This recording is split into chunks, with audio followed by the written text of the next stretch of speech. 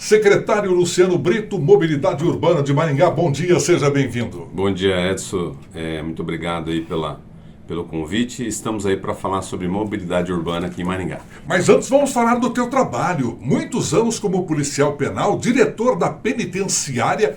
Como foi esse período, Luciano? Entramos garotão lá, né? Com 20 e poucos anos, aprendendo bastante. Ali nós galgamos todas as atividades. Ali eu tive o privilégio de ser ali um profissional que atuou em vários projetos inovadores. Então é de minha autoria, sou um dos fundadores do setor de operações especiais da Polícia Penal do Paraná. Eu tive a oportunidade de ser aquele que levou até o governador a proposta de regionalização do Departamento de Polícia Penal. Fui o primeiro coordenador regional de Maringá.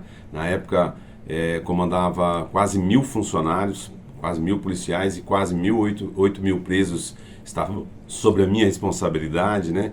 Então nós tivemos muitos projetos inovadores, desde os projetos operacionais, os programas operacionais padrão, os POPs, né? Que foram feitos para o projeto de implantação da escolta da Polícia Penal no Paraná. Nós fomos designados pelo secretário de Segurança para coordenar o processo de assunção de todas as cadeias que estavam sob a gestão da Polícia Civil. Criamos vários projetos inovadores, como cadeias exclusivas para mulheres, cadeias exclusivas para presos de criminosos sexuais.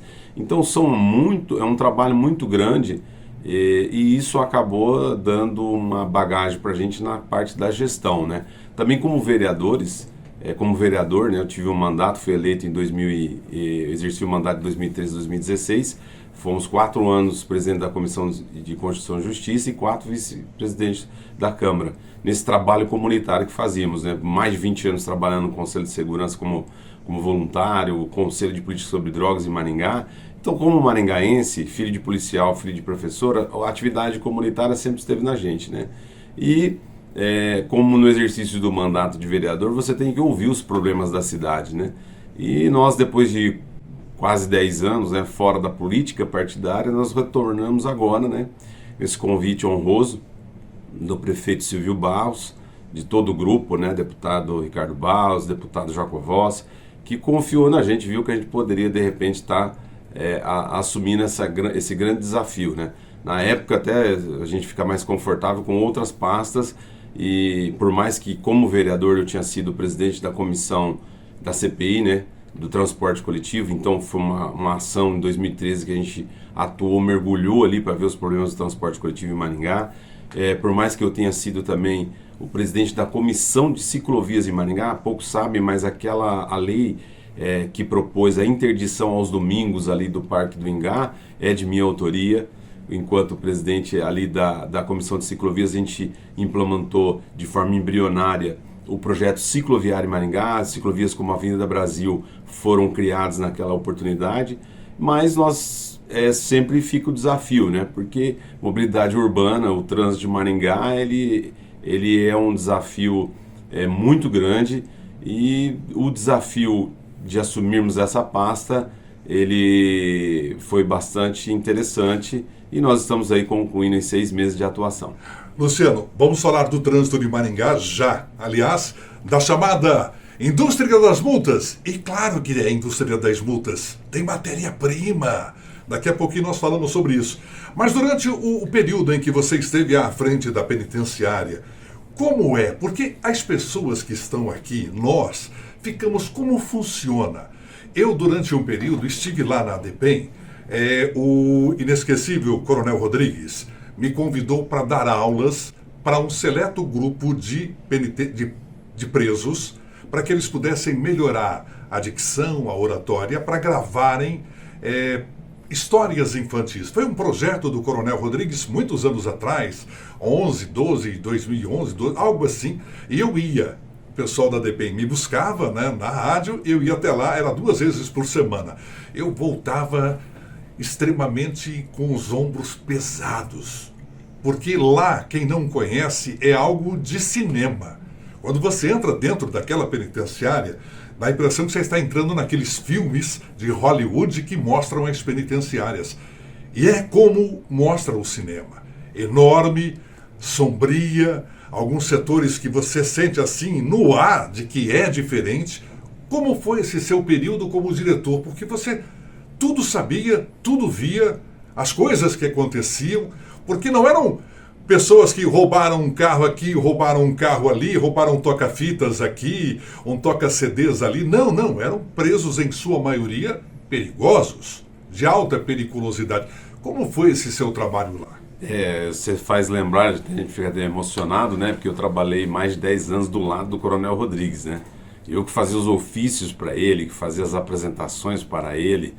Então, quando nós estávamos ali, o projeto que você está se referindo é o projeto Visão de Liberdade, algo muito interessante, porque nós estávamos ali junto tomando um café e o Coronel Rodrigues foi chamado para uma reunião, e dessa reunião, não sei se com o pessoal do Rotary, eu não sei em que contexto, mas o fato é que chegou ali, os cegos tinham um problema, os professores relataram que eles tinham um problema, né, que faltava material em braille. Então, naquela oportunidade, ele trouxe essa demanda para nós e nós falamos, pô, chefe, vamos montar. Eu fazia informática na época e uma das poucas pessoas na época que sabia mexer com computador, né? Nós tínhamos quase 300 funcionários e eu era um dos poucos que sabia... Dominava a máquina. Dominava. E aí a gente juntou lá uns computador velho, né? Na época era a molecada, nem sabe o que é isso, né? O 486, o XTzão, e eu montei aqueles computadores, ensinamos os presos a digitar no Word, e o que aconteceu? Um projeto tão singelo, a gente às vezes fazia trabalho na hora do almoço, porque a gente estava pensando no cego, né? Na demanda do cego, e também na ressocialização, né?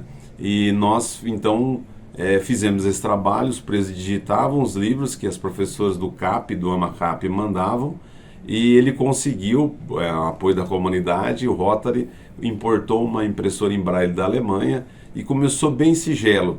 Primeiro com a digitação e a impressão de materiais em braille, depois foi para o material em relevo. E finalmente, aquele estúdio que você viu lá, que provavelmente você foi, talvez você não se lembra, a gente improvisou numa câmara fria, instalando o Audacity para os presos, ensinei os presos a trabalhar naquele material, e esse trabalho voluntário que você fez deu muito resultado, né? Porque esse material está até na Biblioteca de Lisboa, porque toda a comunidade lusofóbica que faz o uso da língua portuguesa, eles utilizam esse material, porque também em Angola, em Moçambique, em Portugal, falta material também, e esse material vai longe, tá? E o que aconteceu engraçado é que nesse período que eu fui diretor, eu sem pretensão nenhuma, nós ganhamos 2 prêmios nacionais na penitenciária enquanto diretor lá, um pela Associação Brasileira, a Associação dos Aposentados do Banco do Brasil, e o projeto Herbert de Souza, o prêmio Herbert de Souza, porque ele é triplamente Herbert de Souza é o Betinho, né? E é o engajamento triplamente, né? Triplo engajamento. Ele enganja por conta da inclusão dos cegos, ele trabalha a inclusão por conta dos próprios presos, que inevitavelmente a literatura, o desenvolvimento cultural promove também um resgate de muitos valores que foram perdidos, e isso ajuda ali na parte ocupacional, mas também na ressocialização, e são benefícios muito importantes, né? E então foi muito interessante você estar lembrando disso. Mas a sua pergunta, quando você falou lá sobre o ambiente, a penitenciária é um ambiente muito carregado. Você veja que o Complexo Penitenciário de Maringá tem em torno de 2.100, 2.200 presos. Então você imagina, você está num local onde pessoas que machucaram outros cidadãos, né? É um ambiente muito carregado, é um ambiente muito pesado, é um ambiente muito insalubre até mesmo, né? Porque é um risco muito grande, você tem muita tensão ali, né? Por conta do preso que está custodiado, e você acaba sendo, o profissional principalmente, considerado pela Organização Internacional do Trabalho a profissão mais estressante. Ela fica pau a pau com o piloto de avião de voos internacionais, de transatlânticos, né?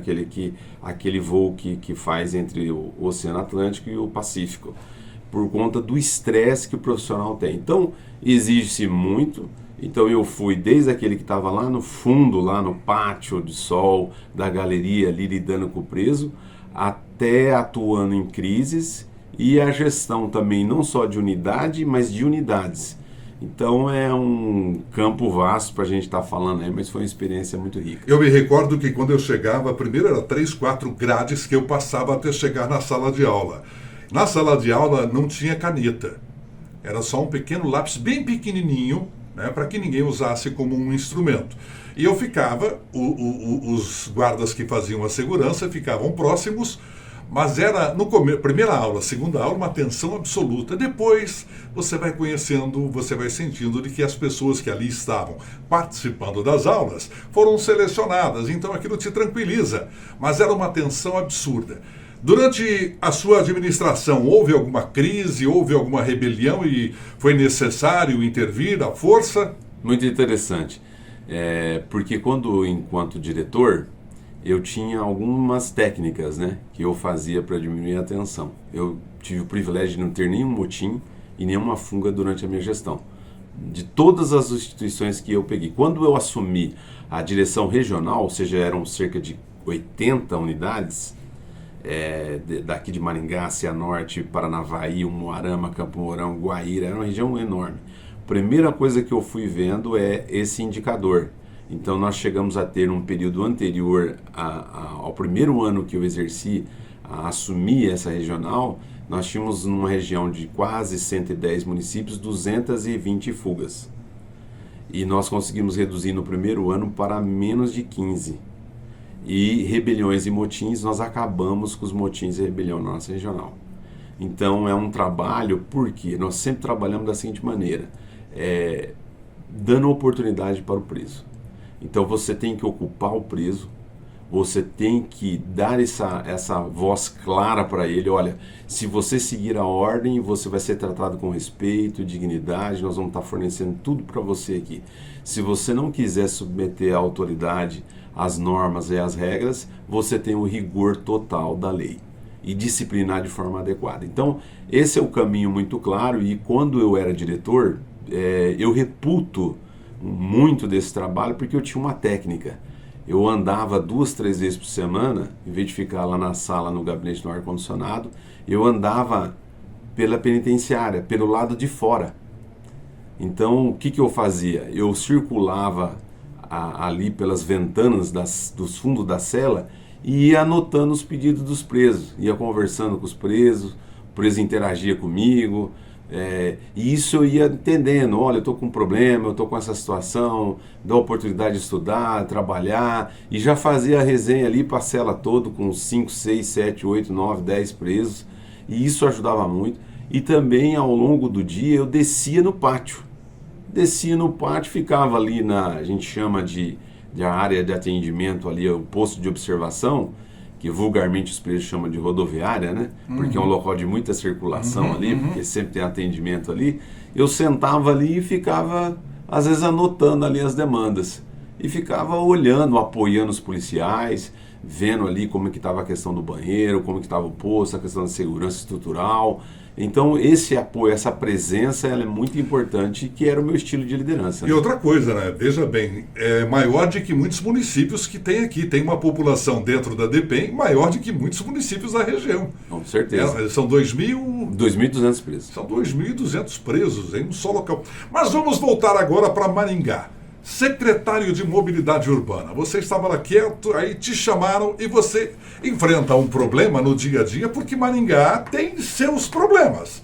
Muitos não dão seta, muitos reclamam de pardais para cá, pardais para lá. É uma cidade que multa muito. Maringá ganha milhões todos os anos com multas. Eu sempre repito, tem muita multa porque tem matéria-prima. 40, você passa a 60, você ganha uma multa. 60, passou a 80, outra multa. Então tem matéria-prima, não adianta reclamar. Me incomoda quando eu vejo, Maringá, indústria de multa. Não. Tem matéria-prima. As pessoas não respeitam. Tem que ser multado. Motoqueiros com aqueles escapes absurdos. Continua esse problema, infelizmente. E o vereador Luiz Alves, licenciado, que é o secretário da Segurança, é autor de uma lei na Câmara com relação aos barulhos de escapamentos. São muitos problemas, não? São muitos problemas. Eu, quando fui chamado, né? Fui chamado em julho para assumir esse desafio. Então nós fui estudar. Fui estudar porque a gente não precisa inventar nada. E aí eu fui ver a melhor cidade em mobilidade do mundo, é considerada Copenhague. Copenhague, na Dinamarca. Isso, é considerada a cidade com a melhor mobilidade do mundo. E é interessante que aí eu fui ver o Waze, você pode fazer esse exercício, o Waze no horário do rush deles lá, e tem congestionamento. Então, só que o detalhe, Maringá também tem ali locais onde tem o trânsito lento. Mas congestionamento de 4 minutos, 5 minutos.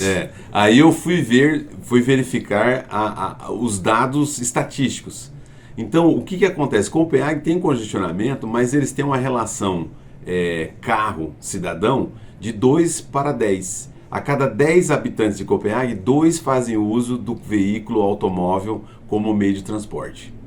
E Maringá, a cada 10, 8,4 fazem uso de automóvel para os seus deslocamentos. Então esse é o tamanho do desafio, né? Então nós estamos trabalhando em várias situações. Nesse aspecto da questão da observância da legislação, nós estamos no rigor da lei. Nós assumimos, fizemos um trabalho, e em agosto e setembro é o mês da mobilidade, e nós chegamos a ficar 3 meses sem nenhuma morte em Maringá. Por mais que tenhamos ali uma redução muito grande de 36% no número de acidentes graves e feridos e mortos, então esse dado é muito importante, porque de mortes também nós tivemos 13% abaixo, né, o número de mortes. Então nós estamos indo no índice e nos indicadores. Então, o que reflete a morte? É claro que todos nós somos passíveis de erros. A própria Visão Zero, que é um programa que entende que nenhuma morte é aceitável, da qual o Maringá adere, o Paraná adere e o Brasil adere, do PNASPRE, que é uma taxa, é um desafio de reduzir para 50 o número de mortes até 2030 no trânsito, e nós estamos perseguindo ele. Mas decorre do quê? Decorre da inobservância da lei. Quando o cidadão ele vai dirigir e ele não respeita a legislação de trânsito, algum problema teremos. E geralmente o acidente ele ocorre com vários problemas. No caso do perímetro urbano de Maringá, muitos acidentes são inaceitáveis, porque temos vias bem pavimentadas, bem sinalizadas, uma velocidade compatível, mas mesmo assim, qual é o nosso desafio? Avaliar em cada ponto crítico da nossa mancha de calor para fazermos uma intervenção estratégica, e é o que nós estamos fazendo desde agosto, né? Nós criamos um programa ali na CEMOB, designamos 5 servidores e nós estabelecemos a plataforma Vida. Nessa plataforma Vida, nós em breve estaremos publicando ela, mas nós já estamos trabalhando com os dados internos, porque nós estamos refinando a questão do design para estar comunicando e estar passando isso para a imprensa e para a comunidade, no sentido de cumprirmos com o princípio da transparência também. Nós estamos verificando o seguinte: quinzenalmente, aonde acontece o maior número de registros de infrações, aonde ocorre o maior número de acidentes, aonde ocorre, infelizmente, mortes. E nós vamos fazer a atuação lá. Estamos deflagrando a Operação Carnaval, nós começamos essa semana, e nós vamos fazer blitz periódicas em locais estratégicos ao longo de todo o dia. Estamos deflagrando também, determinação do prefeito Silvio Barros, a Operação Cruzamento. O que consiste isso? Nós vamos nos 10 cruzamentos com o maior número de acidentes de Maringá e vamos fazer operação saturação nesses cruzamentos diariamente. Nós também vamos fazer operações na faixa de pedestre. Os condutores não estão respeitando os pedestres. Por mais que nós tivemos uma redução aí nos atropelamentos, porque nós tivemos aí 157 atropelamentos no ano passado e este ano nós tivemos 125. Houve uma redução, mas nós não estamos felizes com esse número. Então, o que nós observamos? Muitos dos atropelamentos acontecem no cruzamento, então a Operação Cruzamento vem para reduzir isso, porque não está sendo observado a semaforização. Então, muitas vezes está no sinal vermelho e o condutor avança o sinal e acaba provocando um acidente e muitas vezes o atropelamento. Mas nós temos também um índice grande de pessoas que estão desrespeitando a faixa de pedestre. E nós vamos fazer o seguinte: nós vamos colocar em 3, 4 pontos da mesma avenida agentes de trânsito e ele vai aplicar multas. multas em quem não dera prioridade para o pedestre. Porque se um pedestre está parado numa faixa de pedestre, o condutor deve, pelo Código de Trânsito Brasileiro, dar a prioridade para ele. E ele deve respeitar isso. Então os nossos condutores, eles têm que entender que um bem maior que nós temos é a vida. E nós todos devemos zelar pela vida. Nós observamos nos últimos meses, ano passado principalmente, muito avanço de pare, muito avanço nas preferenciais. Algumas mortes verificadas. E a pergunta que muitos se fazem, o que acontece para aquele motorista irresponsável que cruza uma preferencial? Ele responde ao quê? O que acontece com a vida dele? Porque depois nós não ouvimos falar. Nós, como imprensa, divulgamos o fato, mas depois ninguém mais vai atrás. Porque não dá ibope, não dá views. Mas o que acontece com aquele danado daquele responsável que cruzou uma preferencial ou um semáforo? Olha, se você se envolver num acidente cruzando uma preferencial, primeiro você vai ter o dano, todo o dano que for decorrente dessa tua conduta imprudente, você vai responder administrativamente, então você vai perder a tua carteira, você vai levar a multa, o teu carro vai ser guinchado, então uma série de dor de cabeça administrativa e financeira. Mas você vai responder também civilmente, porque essa pessoa que você atingiu ela, se der um dano ao patrimônio, até mesmo físico, ou até mesmo com óbito, com a morte, você também vai responder por isso civilmente. E finalmente, criminalmente. Dependendo, se você assumir, quando você atravessa um cruzamento, você está assumindo todo o risco que você está provocando. Então, a tua conduta gerou uma morte ou até mesmo um dano permanente, você vai responder criminalmente e você pode inclusive ir preso e ir para a cadeia. Por mais que o Brasil ele é muito paternalista e a impunidade é muito grande, você vai responder provavelmente por homicídio culposo, porque você assumiu o risco de provocar o resultado morte. Porque muitas vezes vemos notícias, o cidadão estava alcoolizado, cruzou uma preferencial ou um semáforo, matou alguém, foi preso, daí a pouco paga uma fiança e sai. E aquilo, imagine, aconteceu recentemente, a pessoa estava sendo sepultada e o causador daquela morte estava saindo da delegacia. O que nós estamos tentando fazer, viu, Edson, determinação do prefeito Silvio Barros, é fazermos a educação no trânsito. Nós queremos apelar para a sensibilidade. Agora no mês de maio, nós vamos fazer as campanhas intensas, mês de setembro, que são os carros-chefes, né, da CEMOB, e nós vamos fazer esse trabalho para sensibilizar, mas periodicamente nós estamos fazendo isso. Além das ações de fiscalização, nós queremos fazer e intensificar ainda mais o trabalho educacional. Nesse período que nós tivemos ali, nós conseguimos fazer um trabalho em escola, em empresas, presencialmente, porque também é importante chegar no adulto. E nós estamos trabalhando para isso. Nós queremos melhorar, estamos qualificando o nosso setor de cenas rápidas, de peças teatrais, as nossas ações educativas. Fizemos 84 blitz educativas, queremos chegar a 100 nesse ano de 2026 e talvez até dobrar elas para que possamos trabalhar a sensibilidade. 2.500 crianças passaram pela educação no trânsito. Nós queremos manter e ampliar para as escolas particulares, porque a criança ela causa uma sensibilização diferente no pai e na mãe. Porque quando você coloca o conceito da educação de trânsito, das regras de trânsito na criança, muitas vezes quando o pai ou a mãe está dirigindo, a criança chama a atenção do pai e da mãe. Com certeza. Então nós estamos trabalhando de várias formas para atingir esse resultado esperado, que é o de morte zero em Maringá. Nós sabemos que você tem um compromisso. Para encerrarmos, Luciano, me conta uma coisa. Maringá, milhões todos os anos de multas. As pessoas realmente só aprendem quando levam uma sapecada alta no bolso? É complicado, né? A multa, nós temos uma determinação do prefeito Silvio Barros de acabarmos com a pegadinha da multa.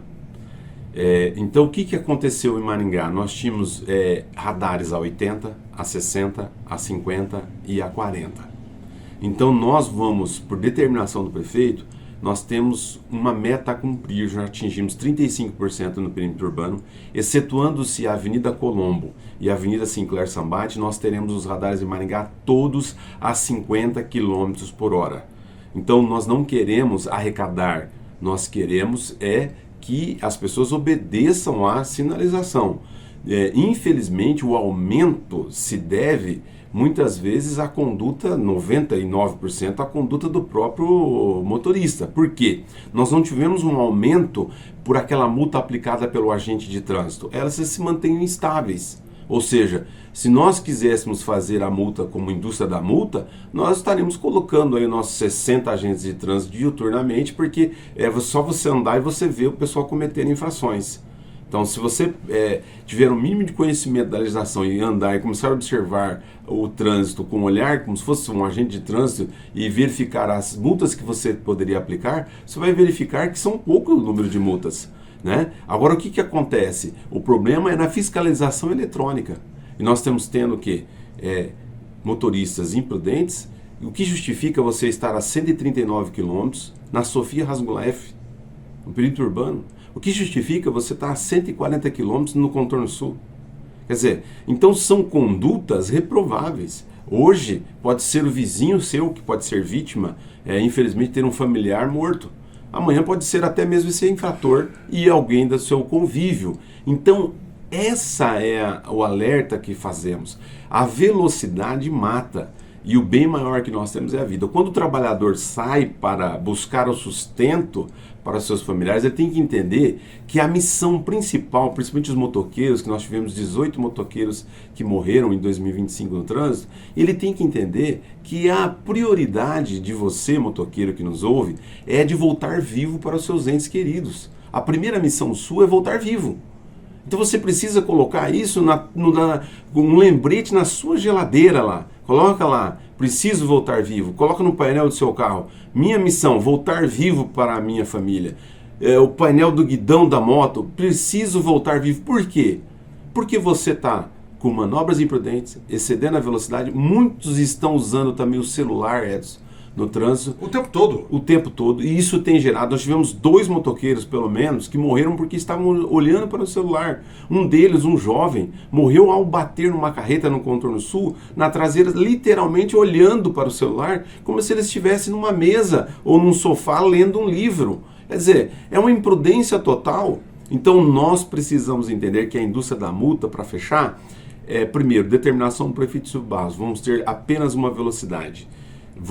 Elas estão bem sinalizadas. Nós publicamos no Diário Oficial, publicamos no site da CEMOB, publicamos periodicamente e na plataforma Vida nós vamos colocar o ranking dos 10 locais com maior número de infrações por excesso de velocidade e na fiscalização eletrônica, e vamos colocar também o ranking das 10 maiores velocidades registradas e onde elas ocorreram, para que haja essa sensibilização e a conscientização sobre esse problema gravíssimo desse fator de risco. Luciano Bonito, secretário de Mobilidade Urbana de Maringá, muito obrigado pela sua presença e vamos marcar em breve para você voltar para falarmos sobre as bicicletas elétricas, os patins, que também mudou a lei. Estes também têm que andar conforme a lei, né? Exatamente. Nós queremos pedir para que aquele que tem ciclomotor vá até o Detran e regularize sua situação, porque nós vamos apreender e vamos multar você se você não tiver a sua carteira para a CNH específica para a moto. Você não pode circular com ele, você tem que emplacar ele, pagar o seu registro, seu licenciamento, e se você tiver o ACC, o Detran ainda não regulamentou, né, que é a autorização para a condução de ciclomotores. Então o Detran vai estar regulamentando, se você conseguir aderir, você pode. E é proibido a circulação de ciclomotor em ciclovias. E para aqueles que têm patinete e bicicleta elétrica, muita atenção, porque mesmo a bicicleta, ela não pode transitar na ciclovia acima de 20 km por hora. Então, entenda que você tem que andar até 20 km por hora. E os patinetes nas calçadas, hein? Que loucura! Nós não recomendamos, por conta dessa disputa. E estamos avaliando os dados, ainda nós temos aí uma preocupação muito breve. O ano passado tivemos apenas um acidente, mas nós precisamos manter isso aí. Esse ano já fizemos 2 ações educativas da Avenida Brasil sobre isso e vamos intensificar cada vez mais, porque nós queremos incentivar o uso desses outros modais diversos do automóvel, porque queremos diminuir o congestionamento. Muito obrigado, Luciano Brito, pela participação. Voltamos já já.